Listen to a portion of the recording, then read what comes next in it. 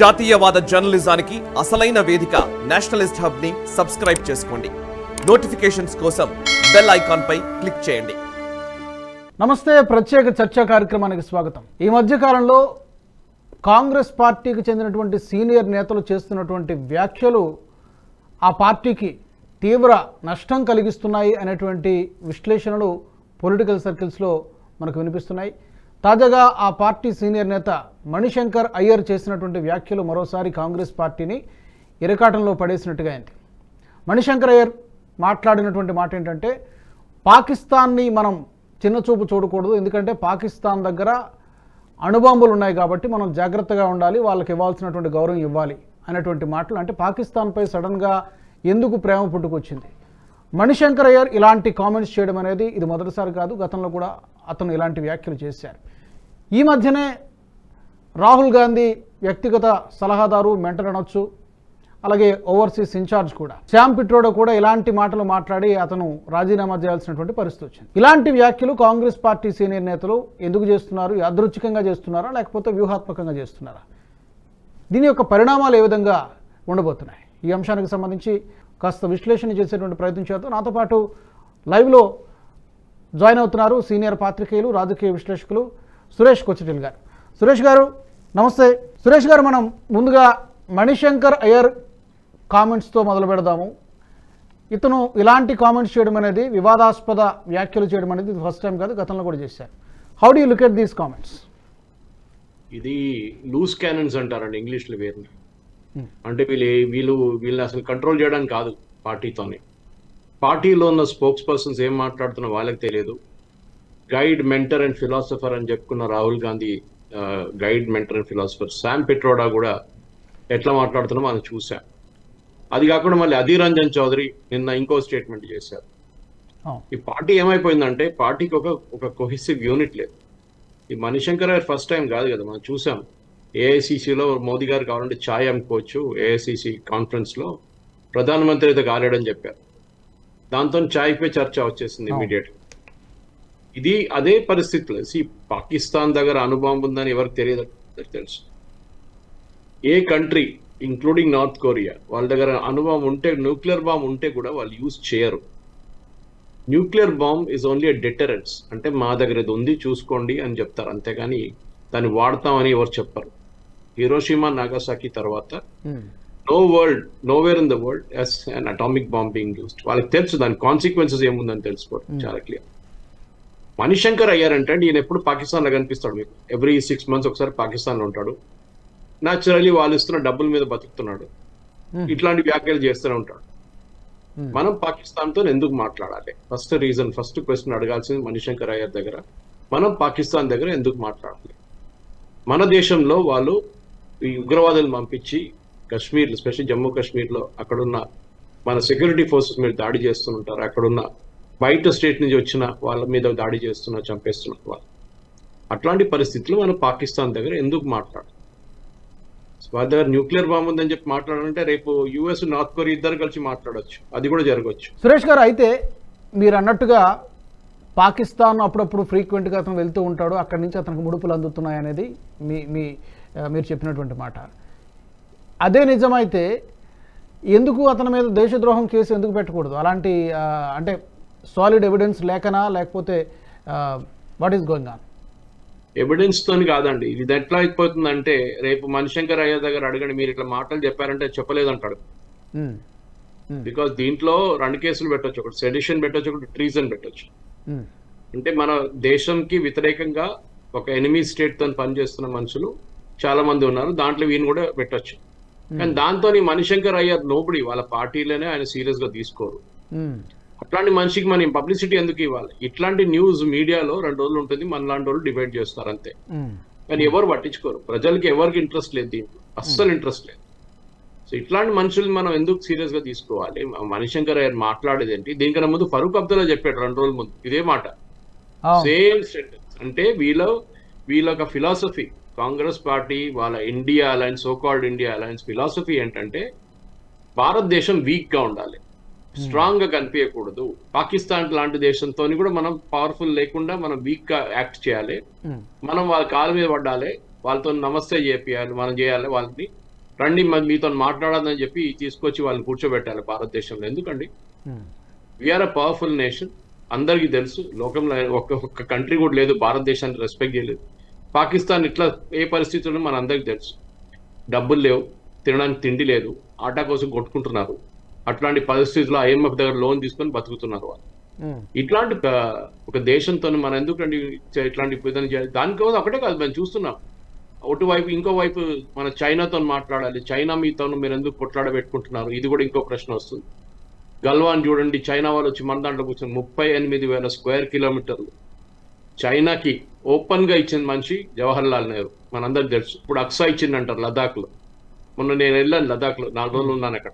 అక్కడ వాళ్ళు అంటారు, నెహ్రూ గారు చెప్పారు కదా అక్కడ ఏంటి, అక్కడ ఏం లేదు, ఎందుకు మనం అది ఎందుకు పెట్టుకోవాలి, తలకాయ నొప్పి కదా, చైనాకి ఇచ్చేద్దామని ఇచ్చేసారు. ఆలోచించండి. సో వాళ్ళ మెంటల్ సెటప్ అంటే ఈ పార్టీకి ఒక డెఫినేషన్ అట్లా ఉంది. ఇప్పుడు మనం చూసాం, మొన్న కూడా ఆర్మీ కమాండర్స్ చెప్పారు క్లియర్ గా, వాళ్ళ పార్టీ వాళ్ళు చెప్తున్నారు సియాచిన్ గ్లేషియర్ ని పాకిస్తాన్ కి ఇవ్వడానికి సోనియా గాంధీ రెడీగా ఉందని ఉండే అంట ఆ టైంలో. కానీ ఆర్మీ జనరల్స్ ఆబ్జెక్ట్ చేసిన తర్వాత, స్ట్రాంగ్ గా ఆబ్జెక్ట్ చేసిన తర్వాత ఆమెకి ఆ డిసిషన్. ఆలోచించండి, షీఈ్ నోబడీ. ఆమె ఎవరు లేరు, ఒక డమ్మీ ప్రధానమంత్రి పక్కన కూర్చున్నాడు మన్మోహన్ సింగ్ అని. ఆయన దగ్గర అడగకుండా డైరెక్ట్ గా అనౌన్స్ చేయబోతున్నారు, పాకిస్తాన్ కి మనం సియాచిన్ హ్యాండ్ ఓవర్ చేయబోతున్నాం. ఆలోచించండి, సియాచిన్ మనం ఎంతమంది అక్కడ మార్టర్స్ ని, ఎంతమంది చనిపోయారు మన సోల్జర్స్ సియాచిన్ కోసం. దాని తర్వాత మనకు దాని మీద పట్టు వచ్చింది పైన. And it's a very crucial glacier for us. కానీ అక్కడ కూడా మనం ఉండకూడదు, పాకిస్తాన్ కి ఇచ్చేద్దామంటే వీళ్ళకి అమన్ కి ఆశ కాన్సెప్ట్ ఒకటి ఉంది. అది మన దగ్గర కొన్ని మీడియా హౌసెస్, అది కాకుండా ఇట్లాంటి పొలిటికల్ పార్టీస్ కూడా ఉన్నారు. వాళ్ళ అమన్ కి పాకిస్తాన్ తో ఎప్పుడు వాళ్ళతో ఫ్రెండ్లీగా ఉండాలి. పాకిస్తాన్ మనం ఎంత వెనక నుంచి పొడిచినా కానీ వాళ్ళకి మళ్ళీ మనం నవ్వుకుంటా, ఏదో మహాత్మా గాంధీ గారు చెప్పిన ఒక చెంప మీద కొడితే ఇంకో చెంప చూపించారు. ఎందుకండి? Who are Pakistan? Who is Pakistan? Who is Mani Shankar Aiyar to talk about Pakistan? నేను అదే మళ్ళీ అంటున్నాను, మనం ఇట్లాంటి మనుషులకి పబ్లిసిటీ ఇవ్వకూడదు. మీరు మణిశంకర్ అయ్యర్ గురించి మాట్లాడితే 10 ఛానల్ మాట్లాడితే ఆయనకి ఇంకా లేకుంటే ఎవడు మాట్లాడాలనుకోండి, ఆయన అనుకుంటాడు ఇది వేస్ట్, నెక్స్ట్ టైం ఇట్లాంటి స్టేట్మెంట్ చేసి వేస్ట్, నెక్స్ట్ టైం నార్త్ కొరియాతో మాట్లాడదామని చెప్పి ఇంకో ప్రపోజల్ పెడతాడు. అట్లాంటి మనిషి అయినా ఆయనకు అసలు this is not first time is making this statement. దీనికన్నా ముందు కూడా చేశాడు. ఇదే మనిషి నేను ముందు కూడా మీకు చెప్పాను, రెగ్యులర్ గా పాకిస్తాన్కి వెళ్తుంటాడు. అక్కడ వెళ్ళి వాళ్ళతో కలిసి బిర్యానీ తినేసి మాట్లాడి అక్కడ వాళ్ళ హిల్ స్టేషన్స్కి వెళ్ళి తిరిగి వస్తాడు. ఇట్లాంటి 2-3 ఉన్నారు మన దగ్గర రెగ్యులర్ గా ఇట్లాంటి పని చేసేటోళ్ళు మన దగ్గర నుంచి.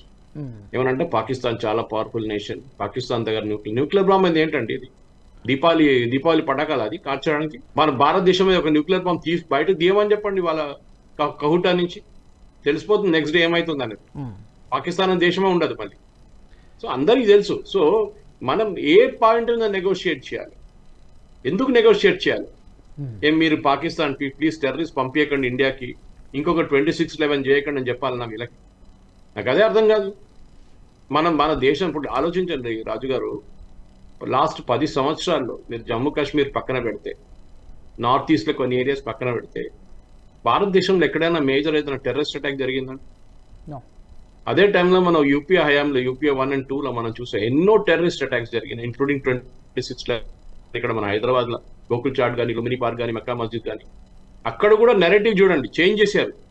సంజౌతా బ్లాస్ట్ లో పట్టుకున్న 2 పాకిస్తానీ టెర్రరిస్ట్ ని వాళ్ళకి బెయిల్ ఇచ్చి పాకిస్తాన్ పంపించేశారు. ఆలోచించండి.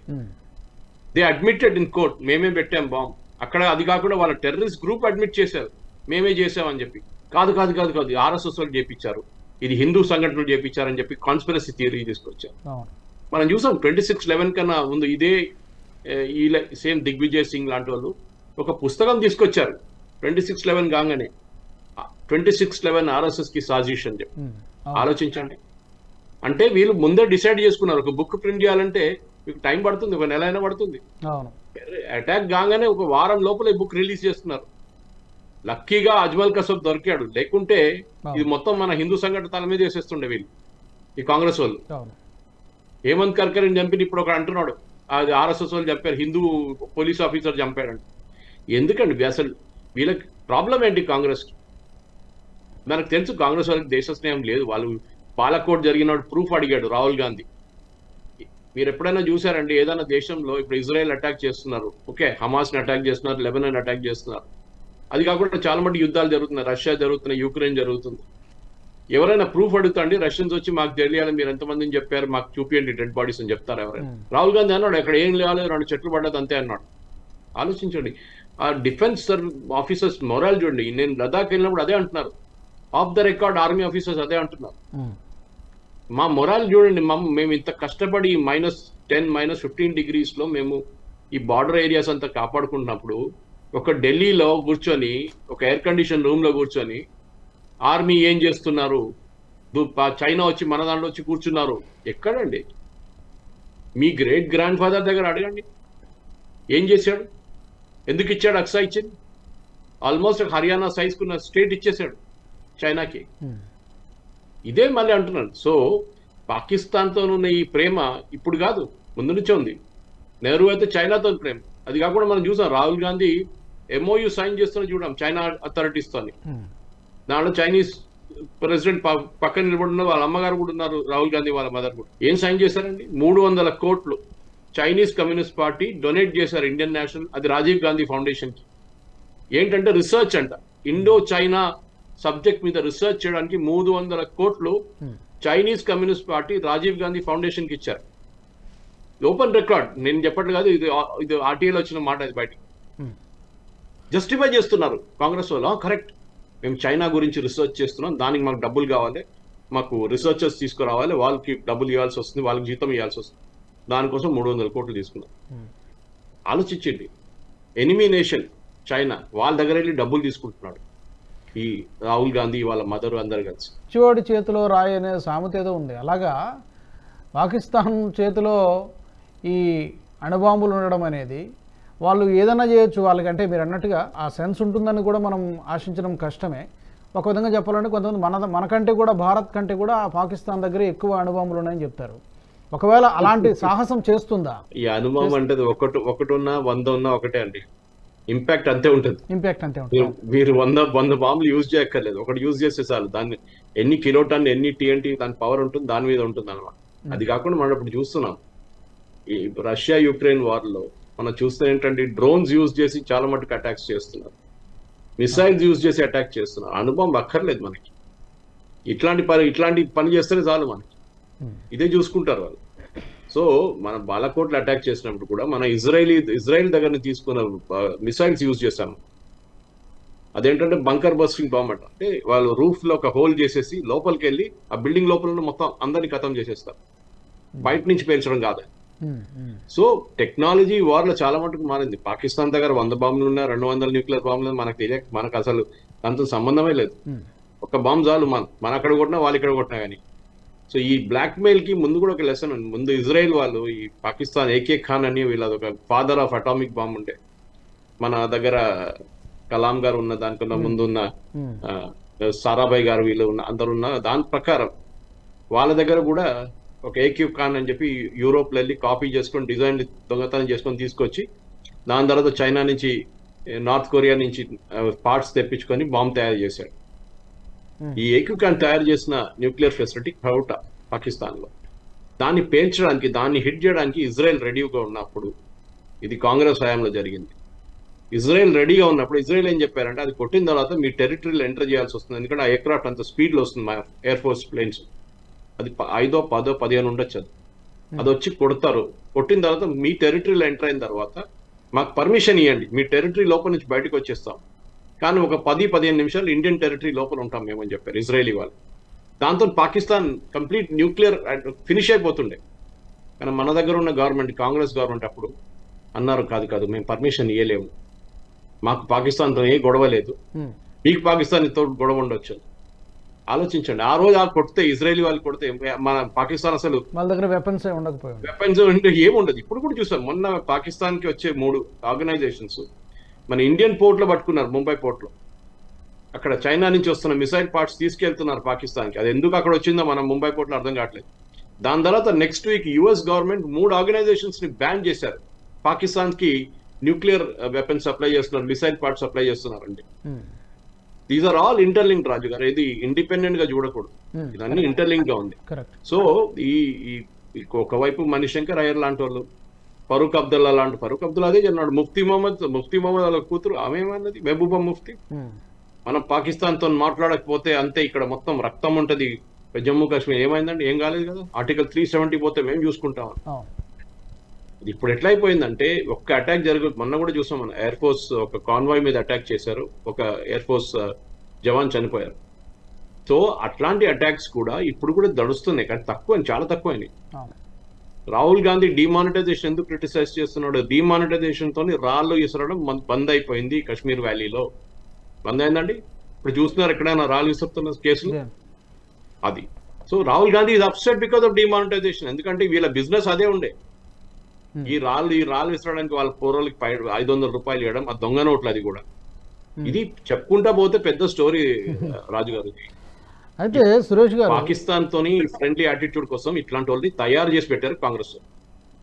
అంటే ఇప్పుడు మీరు చెప్పిన దాన్ని బట్టి మొన్న శామ్ పిట్రో మాట్లాడినా, ఈరోజు మణిశంకర్ అయ్యర్ మాట్లాడినా, వ్యూహాత్మకంగా స్ట్రాటజిక్గా కాంగ్రెస్ పార్టీ వెనకుండి మరి మీరు మాట్లాడడం మేము చూసుకుంటాం అన్నటువంటి స్ట్రాటజిక్గానే చేస్తుందా, లేకపోతే వీళ్ళు అవుట్డేటెడ్ అయిపోయారు కాబట్టి? ఎందుకంటే ఇప్పుడు ఇలాంటి కామెంట్స్ చేయడం ద్వారా కాంగ్రెస్ పార్టీకి ఇప్పుడు జరుగుతున్నటువంటి ఎన్నికల్లో నష్టం జరగదా? బీజేపీకి ప్లస్ పాయింట్ కాదా? డెఫినెట్గా ఉంటుంది. కానీ ఇప్పుడు ఈ ప్రాబ్లం ఏమైపోయిందంటే మన దగ్గర ఉన్న ఓటింగ్ కమ్యూనిటీ కానివ్వండి, జనరల్ పీపుల్, మన దేశంలో ఉన్న ప్రజలు, వాళ్ళకి అసలు ఇట్లాంటి వాళ్ళు సీరియస్గా తీసుకోరు. వాళ్ళు రాహుల్ గాంధీనే సీరియస్గా తీసుకోరు. వాళ్ళు మళ్ళీ మణిశంకర్ అయ్యాడు ఎక్కడి నుంచి వస్తాడు, జయరాం రమేష్, చిదంబరం, వీళ్ళు ఎవరిని సీరియస్గా తీసుకోరు. అది ఏమైపోతుందంటే ఊర్లో పులి వచ్చింది అని చెప్తూనే ఉంటారు చూడండి. ఇది ఆ కేసు అనమాట. లాస్ట్ లో పులి వచ్చినప్పుడు ఎవడు పట్టించుకోడు. అప్పుడు ఆ పరిస్థితికి ఇది కాంగ్రెస్ది. చెప్తూనే పోతారు అదే, మేము క్యాస్ట్ సర్వే చేసి చూడండి. దీనికి ఒక లింక్ ఉంది. వీళ్ళది ఒక వారం ముందు, దానికన్నా ఈ శామ్ పిట్రోడా గారు చెప్పిన కన్నా ఒక వారం ముందు మీకు గుర్తుంటుంది, ఆయన ఇది ఇన్హెరిటెన్స్ ట్యాక్స్ గురించి మాట్లాడారు, మీకు గుర్తుంటుంది. ఒక కాంగ్రెస్ కోర్ కమిటీ మీటింగ్ జరిగింది, 2 రోజుల తర్వాతనే ఇన్హెరిటెన్స్ ట్యాక్స్ గురించి శామ్ పిట్రోడా మాట్లాడారు. అదే కోర్ కమిటీ మీటింగ్ లో according to senior journalist in Delhi ఈ సబ్జెక్ట్ కూడా వచ్చింది. ఏది, దేశంలో సౌత్ నార్త్ డివైడ్ అని ఒకటి, మీకు కట్టింగ్ సౌత్ అనే పెద్ద కాన్సెప్ట్ ఉంది డిఎంకే వాళ్ళకి. మాకు భారతదేశం, సౌత్ ఇండియా ఒక సపరేట్ కంట్రీ అయిపోవాలని చెప్పి పెద్ద కాన్సెప్ట్ నడుస్తుంది ఒకటి.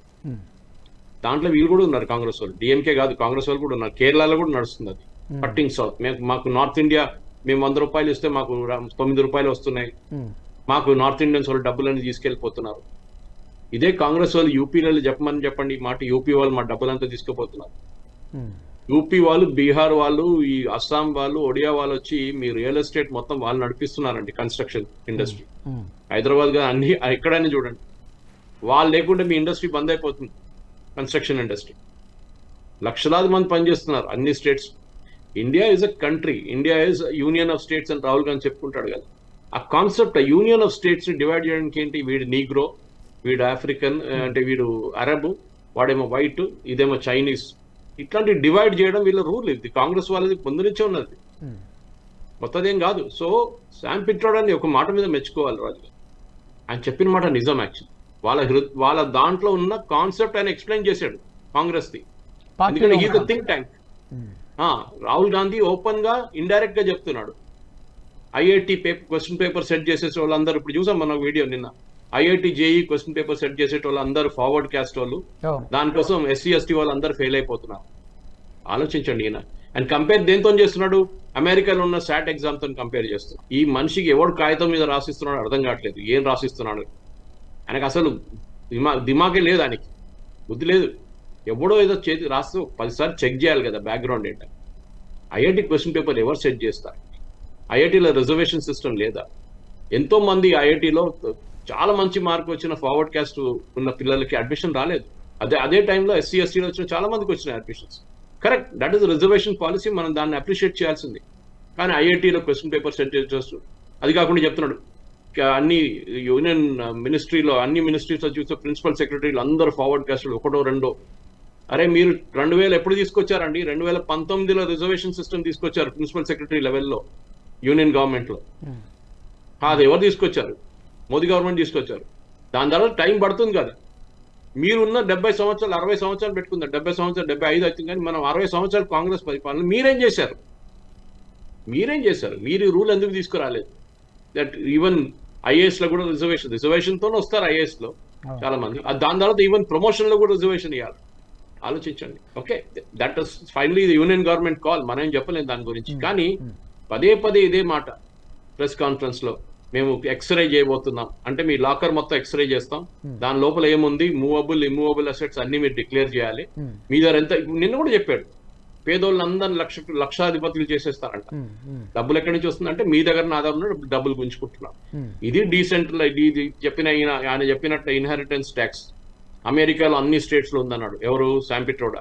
యాక్చువల్లీ అక్కడ 6 states లోనే ఉంది, అది 6 states ఓన్లీ. అది కూడా లిమిటెడ్ ఇంపాక్ట్ అక్కడ.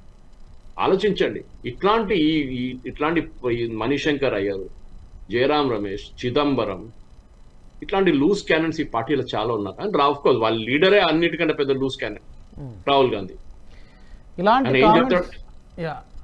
ఇలాంటి కామెంట్స్ చేసినప్పుడు వల్ల కూడా ప్రతిసారి కూడా పార్టీకి ఏం సంబంధం లేదు, అవి వాళ్ళ వ్యక్తిగత అభిప్రాయాలు అంటూ పార్టీ సేఫ్ జోన్కి వెళ్ళిపోతుంది. మొన్న శామ్ పిట్రోడా చేసినప్పుడు కోర్స్ అతను రిజైన్ చేయాల్సి వచ్చింది. అప్పుడు కూడా ఇదే మాట అన్నాడు జయరాం రమేష్, పార్టీకి ఏం సంబంధం లేదు, అది మేమేం దాంతో ఏకీభవించట్లేదని. ఇప్పుడు మణిశంకర్ అయ్యర్ కూడా, ఇతను కూడా సస్పెండ్ చేస్తుందా పార్టీ? ఇదే రాహుల్ గాంధీ అంటున్నాడు, మా friend philosopher and guide Sam Pitroda. నేను శామ్తో పనిచేశానండి. నేను హెల్త్ కేర్ సెక్టర్లో ఉన్నప్పుడు, ఆయన గులాం నబీ ఆజాద్ గారు హెల్త్ మినిస్టర్ ఉన్నప్పుడు ఒక నేషనల్ హెల్త్ పోర్టల్ అని చెప్పి ఒక పెద్ద పోర్టల్ తయారు చేశాను, website.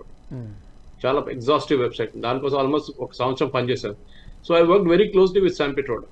Is a brilliant man, no doubt about it. I mean మన కంట్రీలో ఎస్టీడీ బూత్ మన అందరికి ఇప్పుడు కూడా గుర్తుంటుంది. ఒక పాత సిస్టమ్ ఒక ఎస్టీడీ బూత్ ఉండే. ఎస్టీడీ బూత్ నుంచి స్టార్ట్ అయింది మన టెలికాం రెవల్యూషన్. అక్కడి నుంచి మళ్ళీ మొబైల్ ఫోన్ టెక్నాలజీ వచ్చింది, మన 2G వచ్చింది, అక్కడ 3G 4G, ఇప్పుడు మన 5Gలో. అది లేదని చెప్పట్లేదు ఎవరు, కానీ ఆయన కూర్చుంటున్నది షికాగోలో. రాహుల్ గాంధీది మొత్తం సోషల్ మీడియా హ్యాండిల్ చేస్తున్నది ఈయన టీం అనమాట, పిట్రోడా టీం. ఒక టీం ఢిల్లీలో ఉంటున్నారు, ఇంకో టీం షికాగోలో ఉంటుంది, డిఫరెంట్ టైమ్ జోన్స్ హ్యాండిల్ చేయడానికి. రాహుల్ గాంధీ అసలు ట్వీట్ చేయడానికి కూడా రాదనుకుంటున్నాను. సో ఇట్లాంటి ఇది మాకు ఆ సంబంధం లేదు, పోయేదో చెప్తున్నా అంటే మీ పార్టీ పొజిషన్లో ఉన్న మనుషులు మాట్లాడుతున్నారండి. కేరళలో ఆమె ఉంది షమా మొహమ్మద్ అని, ఛానల్లో వచ్చి అందరిని తిట్టేస్తుంది, లేనిపోయిన హరబుల్ వర్డ్స్ యూజ్ చేస్తుంది తిట్టడానికి కూడా. అన్ప్రింటబుల్, అన్పార్లమెంటరీ. నిన్న కూడా జరిగింది అది ఇంకో డిబేట్లో, Malayalam news channel. KPCC president ఉన్నారు, కేరళ ప్రదేశ్ కాంగ్రెస్ ప్రెసిడెంట్ సుధాకరన్ దగ్గర అడిగారు, ఈమె ఎవరండి అంటే, అడిగితే మాకేం తెలుసు, మాకు తెలియదు ఈమె ఎవరు. అరే మీ పార్టీ స్పోక్స్ పర్సన్ అంటే మేము అపాయింట్ చేసామా? చేయలేదు కదా, ఢిల్లీ వాడు ఎవడో అపాయింట్ చేసాడు, మేమేం చేయాలి అంటున్నాడు. సో ఆలోచించండి ఇట్లాంటి పార్టీ స్పోక్స్ పర్సన్స్ని. ఎందుకంటే పార్టీ స్పోక్స్ పర్సన్స్ అపాయింట్ చేసినప్పుడు ఆర్ పార్టీ లీడర్షిప్ రోల్లో అపాయింట్ చేసినప్పుడు వాళ్ళు నోరు తెరిచేటప్పుడు చాలా కేర్ఫుల్గా మాట్లాడు. నోరు తెరిచి ఏది వచ్చినట్లు వాగితే ఇదే ప్రాబ్లమ్స్ వస్తాయి. మళ్ళీ పార్టీ అంటారు నాకు సంబంధం లేదు. మీకు సంబంధం లేకుండా మళ్ళీ ఆయన్ని సస్పెండ్ చేయండి. మీరు చెప్పినట్లు రాజు గారు సస్పెండ్ చేయండి ఆయన. పిట్రోడా రిజైన్ చేశాను చెప్పి పిట్రోడా చెప్పాడు, నేను రిజైన్ చేశాను. ఎప్పుడైనా చూసారా మీరు ఎక్కడైనా? వీళ్ళు అంటున్నారు, ఎవరు? జయరాం రమేష్ అంటున్నాడు పిట్రోడా రిజైన్ చేశారు. సరే ఆయన ఒక స్టేట్మెంట్ ఇవ్వచ్చు కదా వీడియోలో వచ్చి, లేకుంటే అట్లీస్ట్ ఒక ప్రెస్ నోట్ ఇష్యూ చేయొచ్చు కదా, నేను రిజైన్ చేశాను చెప్పి ఇండియన్ ఓవర్సీస్ కాంగ్రెస్ ప్రెసిడెంట్ గా. చేయలేదు. అంటే వీళ్ళే డిసైడ్ చేసుకున్నారు, వీళ్ళే రెసిగ్నేషన్ లెటర్ పెట్టుకున్నారు, వీళ్ళే సైన్ చేసుకున్నారు, వీళ్ళే అనౌన్స్ చేసేసారు. ఇది చాలా ఈజీ సిస్టమ్ ఇది. మరి ఆలోచించి, ఒకవైపు Nupur Sharma BJP spokesperson, ఆ హైట్ ఆఫ్ ద మూవ్మెంట్ లో ఒక డిబేట్ నడుస్తున్నప్పుడు, పీక్ ఆఫ్ ఒక ఏం చెప్తారు హిందూ వర్సెస్ ముస్లిం డిబేట్ నడుస్తున్నప్పుడు she quoted from the religious text. ఆమె చెప్పిన దాన్ని తప్పేం లేదు, కానీ ఆమె మీద పడ్డారు వచ్చి సర్తన్ సే జుదా అని చెప్పేసి. ఆలోచించండి. అదే టైంలో శివుడు కలర్ గురించి మాట్లాడుతున్నారు ఎవరు? ఖర్గే గారు, లార్డ్ శివ గురించి. ఆలోచించండి, లార్డ్ శివ ఏంటి, మా లార్డ్ రామ్ని ఎట్లైనా ఓడిపించేస్తాడు. ఏంటండి వీళ్ళు మాట్లాడేది? అదే మీరు ఇంకొక రిలీజియన్ గురించి చెప్పండి, స్పెషల్లీ ఇస్లాం గురించి చెప్పండి, ఊరుకుంటారా? వాళ్ళు ఊరుకుంటారా? వాళ్ళ ప్రాఫిట్ గురించి ఒక మాట చెప్పండి, ఖతం చేసేస్తారు వాళ్ళు. అది డిఫరెన్స్. మనం నవ్వుకుంటాం, చాలా మంచి జోక్ చెప్పారు ఖర్గే గారు అని చెప్పేసి, దాని మీద డిబేట్ కూడా పెట్టుకుంటాం. కాబట్టి ఇప్పుడు మనం మాట్లాడుతున్నట్ట పాకిస్తాన్ దగ్గర అనుభవం ఉంది, దానికోసం మనం వాళ్ళతోనే ఉండాలి, వాళ్ళతో చాలా ఫ్రెండ్లీగా ఉండాలి, వాళ్ళు ఏం చేసినా కానీ మనం ఏం చేయకూడదు. ఇది this is what Congress philosophy is. మనం దీంట్లో కొత్తది ఏం లేదు రాజు గారు. All right Suresh garu, thank you so much for your analysis. Thank you very much for thank joining. You Raju garu, నమస్కారం అండి. కాంగ్రెస్ పార్టీ ముఖ్య నేతలు అనొచ్చు లేదా సీనియర్ నేతలు అనొచ్చు, ఇలాంటి వ్యాఖ్యలు చేయడం ద్వారా పరోక్షంగా అధికారంలో ఉన్నటువంటి కేంద్రంలో అధికారంలో ఉన్నటువంటి బీజేపీకి మేలు చేసినట్టే జరుగుతుంది తప్ప కాంగ్రెస్ పార్టీకి ఎలాంటి పొలిటికల్ మైలేజ్ ఉండదు సరికదా, చాలా నష్టం జరుగుతుంది. ఇది గతంలో రుజువైంది కూడా.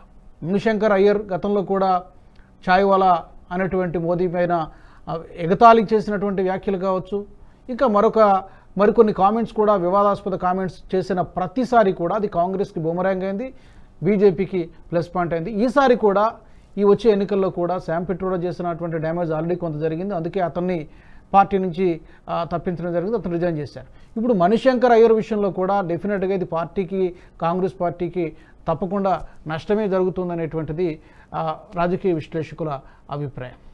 ఇది వాళ్ళ ప్రత్యేక చర్చా కార్యక్రమం. Keep watching NH TV. ఈ వీడియో మీకు నచ్చినట్టయితే లైక్ చేయండి, 10 మందికి షేర్ చేయండి. అలాగే కామెంట్ల రూపంలో మీ అభిప్రాయాలను మాతో పంచుకోండి. Nationalist hub group of channels ను సబ్స్క్రైబ్ చేసుకుని తెలుగునాట జాతీయవాద జర్నలిజాన్ని ప్రోత్సహించండి. ఈ వీడియో కింద ఉన్న బెల్ ఐకాన్ పై క్లిక్ చేయడం మర్చిపోవద్దు.